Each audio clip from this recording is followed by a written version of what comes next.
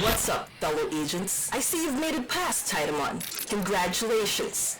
But the real fight starts now. Things are going to start getting harder from this point onwards. The Titans are on the move, and only we can stop their plans from coming to fruition. Buckle up, friends, because this time, we're heading off to Illiad and embarking on an odyssey to save the digital world.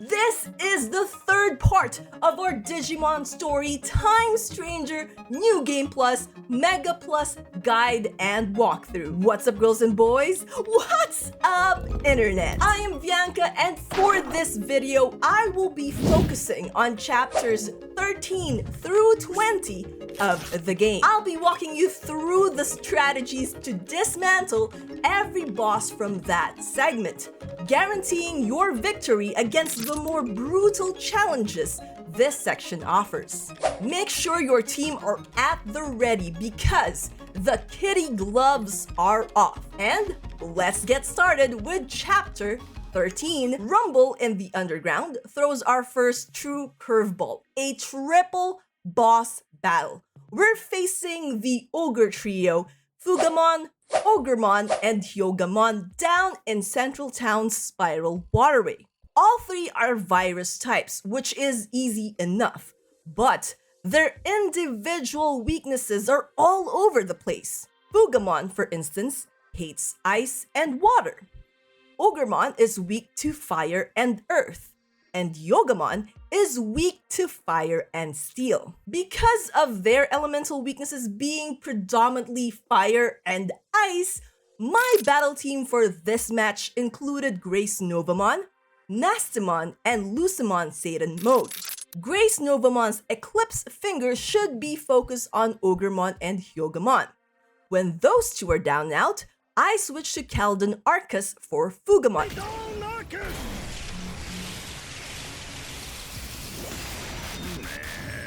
Lucimon Satan mode for this battle will be all about fire damage, with his Purgatorial Flame, which will give the maximum impact when used on the two fire-weak Digimon. After that, I switched to his light-based Divine Atonement when dealing with Fugamon. And I used Nastimon as a cleanup hitter with her Chaos Degradation to chip everyone, and when there's only one guy left, finishing them off with Holy Desire. Pro tip: if you want to play it safe, always target Hyogamon first, as he has the least amount of health points at just 1,280 HP. As for how this battle goes, Ogremon will start off by boosting his defense and spirit by, as the game puts it, breathing hard. Ogremon also likes to use Pummel Whack, a dark elemental physical attack that reduces its target's accuracy by 20% for 3 turns. Fugamon, on the other hand, uses Woken Palm 3. If you let Hyogamon attack, he will use Snow Punch, which is an ice-based physical attack that lowers the ice resistance of the target it hits. Now that we've talked about the enemy's attack, let's talk about what we should do as a player to win this battle. Before anyone moves, I start off my battle by using High Field, which prevents the Ogre trio from doing anything meaningful on their first turn. Since Ogremon beats my team in terms of speed on the first turn and was able to use Breathing Hard to buff himself up, I use Chusman Holy's first turn to strip his buffs away with Reset Body. You'll see a lot of cutscenes in this fight that will eventually add 2 guest party members on your team, Minervamon and Coronamon. And these scenes are what makes the battle feel much longer than it really is. Anyways, by stripping the buffs and relentlessly hitting their weaknesses, I was able to take this trio down in just 3 turns across both my Mega Plus runs. In Chapter 14, Gathering Storm Clouds, we head off to the central tower to fix their comms. After maneuvering through the interior of the said tower and placing the Hagurumons to their respective gears, we will find ourselves at Steel Point, facing off against Parrotmon. Parrotmon is a vaccine-type ultimate Digimon who has several weaknesses as the battle progresses. He starts off with an aversion to light, fire, earth, and data. When he charges up to use his special skill, we will be able to attack his crest, which has a different set of weaknesses all on their own, and these include water, ice, light, and null. Failing to destroy his crest will let him unleash Mjolnir Thunder, a brutal electric magic attack that has increased damage on those with a machine trait. For attacks, he uses Hell Crusher 3, which is a dark magic AoE attack, Shock Plasma 3, which hits a single target, Gale Storm, which is a wind-based AoE attack, Harden, which ups his defensive stat, and his normal attack.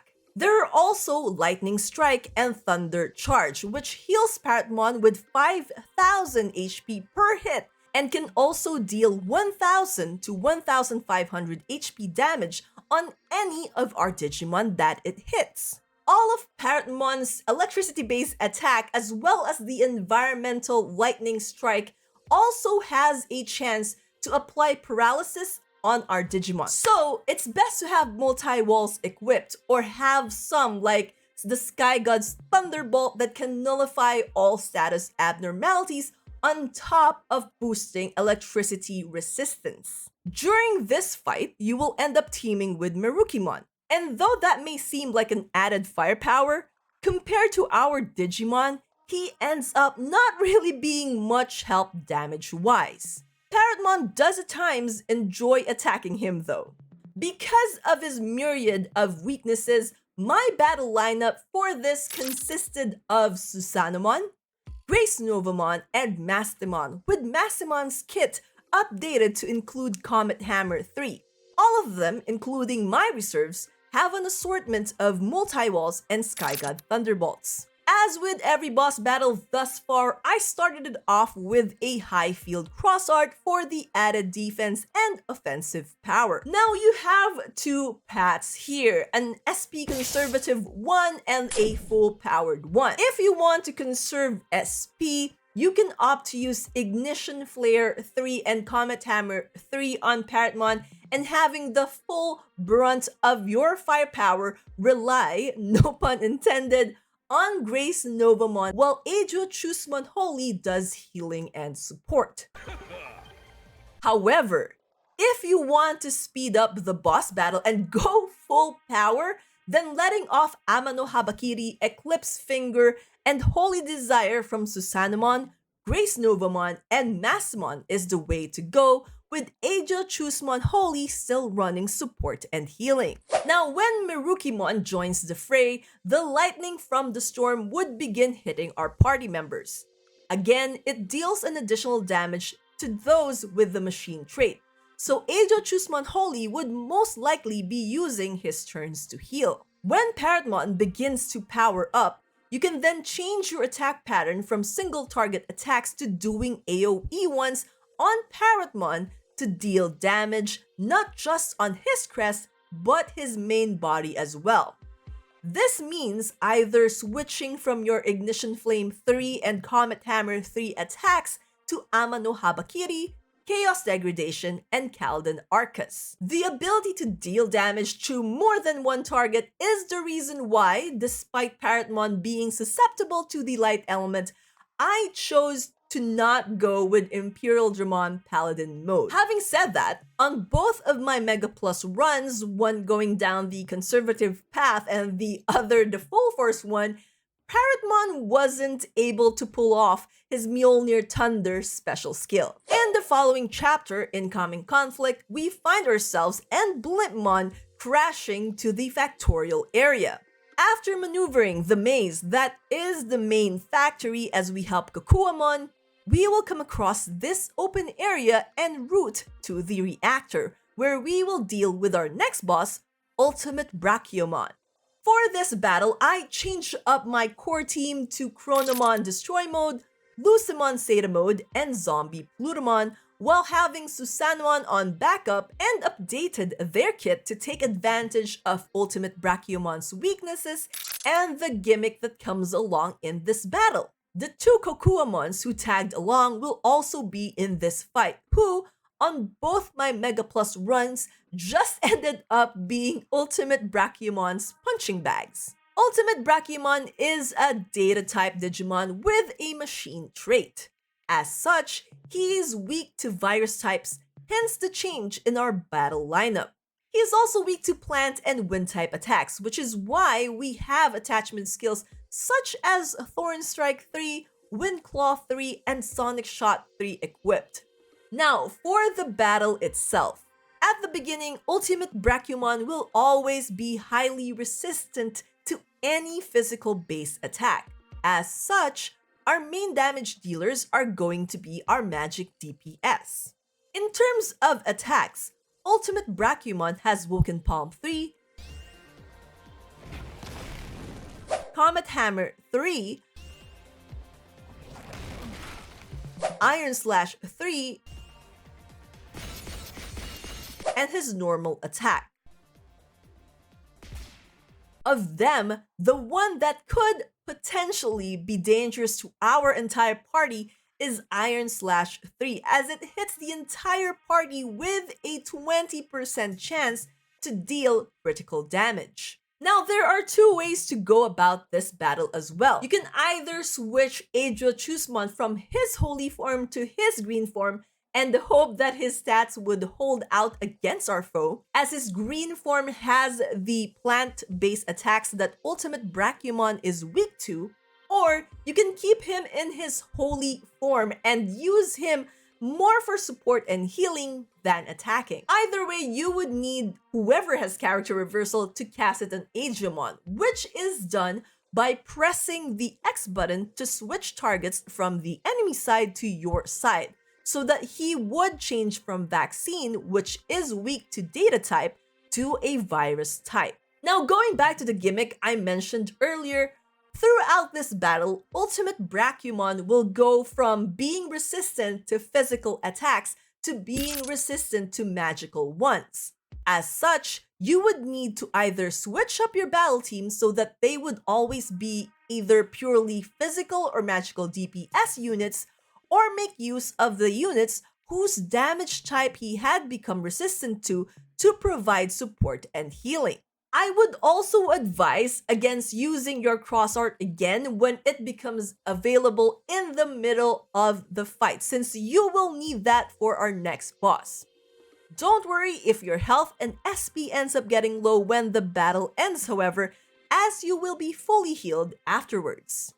Speaking of our next boss, it occurs as soon as we enter the large bulkhead leading to the reactor after sliding down UltimateBrachiomon's neck, and it is against Vulcanosmon.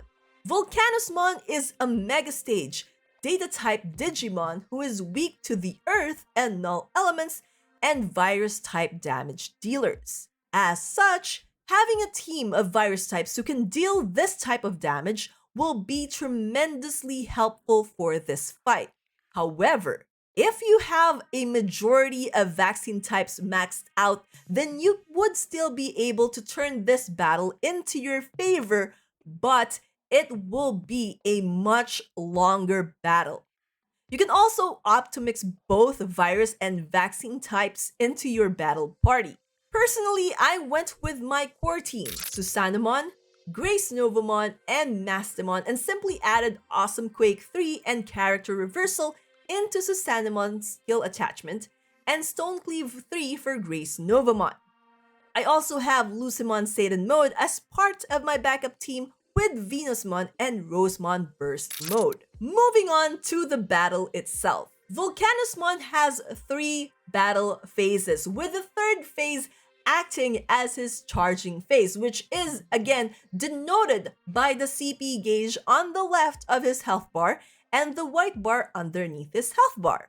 During the first phase, he will call upon two mechanical arms, one of which taunts your team while the other does damage. Throughout this phase, I ended up having to deal with the AoE attack Pummel, the single target thruster Metal 3, and Vulcanosmon buffing his arm speed and attack stats. Because of the taunting done, I used AoE attacks to quickly deal with both arms. Once both arms are out of commission, the second phase will commence. This time, Vulcanosmon will call on 4 arms to help him in this fight. It may seem a bit daunting to deal with, especially since this is the phase where he will also start using Sweeping Slash, another AoE attack on top of Punch, a single target physical attack that can cause confusion, and the dreaded Machine Gun Punch, which is a multi-hit AoE attack that can deal massive damage. Thankfully, we have 2 things we can do to completely null these attacks. The first one is using High Field, and the second one is keeping Agemon in his holy form to use Circlet Defense, which allows him to deal a powerful counterattack when dealt a physical blow. Like the first phase, AoE attacks from our battle party is the way to go, as even removing one hand from the equation will keep him from using Machine Gun Punch. Once all 4 arms are dealt with, we head on to the third phase. Now this phase will determine how long this battle will be for you, as this is also the only phase we are allowed to deal direct damage to Vulcanosmon. And if you have a full vaccine team, you'll have your work cut out for you. You can use character reversal on him during this turn to get him vulnerable to vaccine types, but that would eat up an action, and you also have to remember that if you do that, you would also be skewing his elemental weaknesses, so keep that in mind. In this phase, you would need to attack Vulcanosmon at full force and break the white bar underneath his health bar. You only have a single turn to do this, which can be quite difficult to achieve. If you fail to do so, which admittedly in my 2 Mega Plus runs I wasn't able to pull off in a single turn, Vulcanosmon will restore his arms and you will be brought back to the second phase of the battle. Not only that, but the arms he will summon will be stronger than yours type-wise. For instance, if you have a full vaccine team, he will summon all 4 arms that are resistant to vaccine types. This is why I had Lucimon Satan mode for my backup, who I relied on during this redo of the second phase. Another thing to remember is that when the third phase initiates again, if you use character reversal on Vulcanosmon previously, that will no longer be applied and you once again have a choice whether to use it on him or not. The white bar would also only be half filled at this point. Now, if you manage to deplete the white bar and prevent Vulcanosmon from restoring his arms, then he will only call 2 arms, and beating those 2 arms will skip the second phase entirely and bring you back to the third one, where you will again be able to deal damage to Vulcanosmon directly.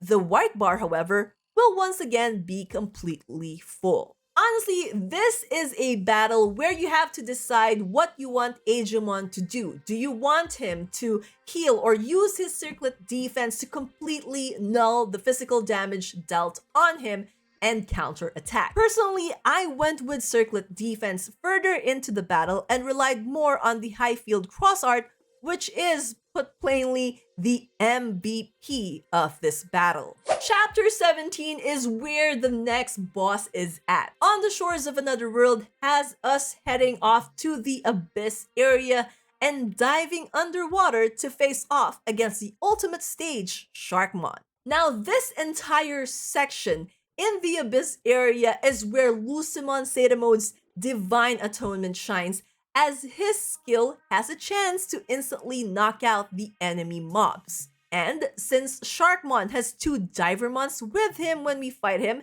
having Lucemon Zeta mode in our battle party is a given. I also had Susanomon and Massimon to accompany Lucemon Zeta mode, as they both do well in terms of dealing damage and survival against our foe. Apart from that, we do team up with 2 more Digimon, our friendly Divermon and Submarimon. In terms of weaknesses, Sharkmon is a virus type.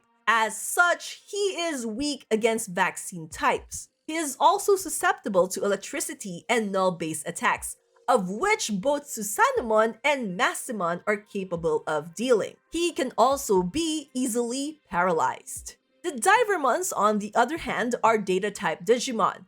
As such, Susanomon and Massimon's attacks might not do much against them, but that's fine. We have Lucemon Zeta mode for that, and we're going to be banking on him. For weaknesses, Divermon is weak to fire and steel elemental damage, as well as virus types. They also have around 110,610 HP. So let's talk about Sharkmon's skills and attacks now. Sharkmon can use triple action, which gives him the ability to act multiple times each turn. He's also quick to charge up his special skill, which makes the Jasper on his head an available target. On my 2 Mega Plus runs, the only other action he did was repeatedly spamming Iron Slash 3, which is an AoE attack. On the other hand, the Divermons can use Guard Break to lower our battle team's defenses. When Sharkmon starts charging, the Divermons will then begin to use Hate Charge, which taunts all our Digimon and keeps us from singling out Sharkmon. As always, I started the battle off with High Field. Lucemon Zeta mode repeatedly used Divine Atonement, and though during my 2nd Mega Plus run he didn't KO any Divermons, it still took quite a chunk of their HP and also managed to get Sharkmon inflicted with paralysis. Once the Divermons were out of the picture, I swapped him for Gracenovamon and his Eclipse Finger. Massimon stuck with her Chaos Degradation, and since I have her under the Astute personality, she was able to stick poison on the 2 Divermons. Susanomon also spammed Amano Habakiri up until it was just Sharkmon left and then switched to Yakuza no Ikazuchi. Doing this, Sharkmon never got to fire his charged skill attack, All Out Bombardment, and the Divermons never managed to make me worried enough for my HP, as they just went on using Hate Charge. This battle was made easier because of Lucemon Zeta mode, so if anything really, having him in the party for this particular battle is worth the time spent in maxing out his stats and levels. The following chapter, Chapter 18, The World Trees Cry, pits us against 2 boss battles when we get to the heart of the Gear Forest and meet with Bakusmon and Sirenmon. The first one is Cherrymon, found in the foggy entrance to the sanctuary. Cherrymon is an ultimate virus-type Digimon who is weak to fire and steel elemental attacks. As such, our battle lineup for this one includes Chronomon Destroy mode, Gracenovamon, and Lucemon Satan mode, as we will be using their fire-based special skills to deal the bulk of the damage for this battle. We are also accompanied by Sirenmon in this fight, who will use her turns to cast debuffs on the enemies we will encounter. While there's nothing noteworthy about Cherrymon in comparison to the other boss battles we've encountered in this section of the game, there is one thing you should be wary of, and it is his Cherry Bomb attack. A powerful AoE attack that can poison multiple Digimon at once. Unlike the previous boss battles, I would highly advise you against using your cross art during this particular battle, since there will be another boss battle soon after this and you won't really need it in this fight. Using Eclipse Finger, which is just goated in this fight from Gracenovamon, Purgatorial Flame from Lucemon Satan mode, and Holy Flare from Chronomon Destroy mode in the first turn alone is enough to cut Cherrymon's HP in half. Even if Cherrymon manages to attack with his strongest Cherry Bomb, it would still not be enough to pose a problem that Chusmon Holy's X-Aura couldn't solve. In both my Mega Plus runs, Cherrymon wasn't able to do much, save for one Cherry Bomb, which really just showcases how easy this battle is. After the battle with Cherrymon, and after the fog dissipates and we head to the heart of the sanctuary where the World Tree resides, we will encounter Okuwamon, our next boss Digimon. Now this battle has two gimmicks. The first one is the endless stream of enemies he has with him, other insectoids like Kuwagamon and Sneemon, as well as Sunflowermon. The second gimmick is Okuwamon's use of character reversal on himself, which, like the Vadimons from the previous video, will skew his resistances, making it challenging to exploit for those who come unprepared. Originally, Okuwamon, an ultimate virus-type Digimon, is weak to the earth and electricity attacks. But the moment character reversal hits, he becomes resistant to this and instead gets plant elemental weakness as well as an aversion to data types. Like the battle with Sharkmon, the team composition that we can use for this either includes King Edemon to tank the damage for us, or Lucemon Satan mode to hopefully instantly end the battle. Either way, I did have Susanemon and Massimon with them and added Crescent Leaf 3 for Susanemon just in case, while I kept Grace Novamon with Thorn Strike 3 on reserve along with Venusmon and Rosemon Burst. Now the funny thing is, if you have Lucemon Satan mode in this fight, he can insta-kill Okuwamon, which was what happened on my 2 Mega Plus run. The second of which immediately KO'd Okuwamon on the first turn. If you're not as lucky though, you can expect attacks like Lightning Claw 3 and Needle Plant 2 to hinder your journey. But he really is extremely susceptible to Divine Atonement, so really, that is the best way outside of using Comet Hammer 3 or Awesome Quake 3 on the entire group of enemies to quickly end this battle. Lastly, Chapter 19, War. This chapter opens up with a race to save Lokomon from the Insectoid Titans, hoping to derail him on our way back to Junamon, and will eventually end with a battle against a GranKuwagamon. GranKuwagamon is a Mega Digimon that falls under the free attribute. This means he has no strengths or weaknesses against other attributes. He does, however, have elemental weaknesses, namely fire and light. Having a non-attribute exclusive team composed of Imperial Dramon Paladin mode, Rosemon Burst mode, and Grace Novamon is the one I went in with Massimon, Lucemon Satan mode, and Venusmon on reserve. For his attacks, GranKuwagamon has Dimension Scissors, which is the most powerful one in his arsenal that deals plant-based physical attack on a single target. He can also use Triple Action, Crescent Leaf 2, and Soul Fear 2, a dark-based AoE attack on top of his normal attacks. Now, like the previous battle, I would advise against using a cross art here in this battle, as we have another one after this one coming up, and using the cross art there makes more sense than here. So be sure to build up your cross art if you ended up using it before this battle. What I did for this battle was focus mainly on using Adjutant Leve, which is just perfect against GranKuwagamon, with its increased damage to insectoids for Rosemon Burst mode, Omniblade from Imperial Dramon Paladin mode, and Eclipse Finger from Grace Novamon. Agumon wasn't able to do much help for my run though, as he ended up getting knocked out by a Crescent Leaf 2, and I didn't want to waste a turn on reviving him, knowing GranKuwagamon can easily knock him out again. Now, after the first turn, right after GranKuwagamon does his set of actions, Junamon will rain down her own attack to help us. This will deal 99,999 damage to GranKuwagamon, making it easier to beat him. After this battle, make sure to heal up because we have another one that occurs as soon as we enter the temple, and it's a battle against 3 very familiar foes, the Ogre Trio. The strategy we did before works very much the same here as does the same lineup. Initially, the Ogre Trio has pretty low HP compared to when we fought them previously.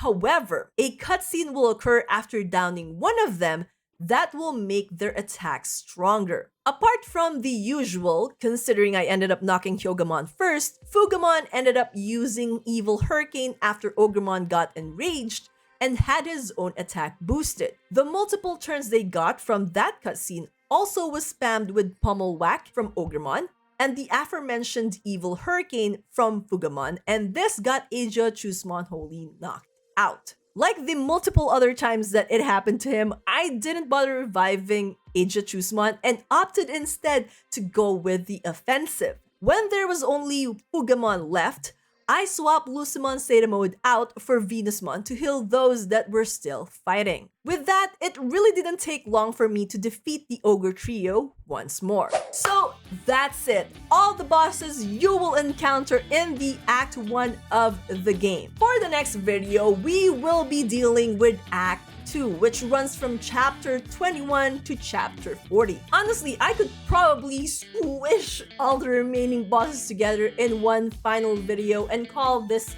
Act 2 the final act, but with how many bosses there are in the final chapter alone, I decided to separate that one for the finale video. Anyways, that's all the time we have for today. I hope this video provides the information you guys need in order to beat the bosses and take one step closer to attaining your pinnacle of existence achievement. Again, if you have any questions, clarifications, tips of your own, including battle compositions and strategies for the battles included in this video, the comment section is where you would want to share them with the rest of the community. Until the next video, I am Bianca, and you guys know the drill. Dream on, fly on. Bye-bye for now, and thanks for watching. Keep safe, everyone, and see you all soonish.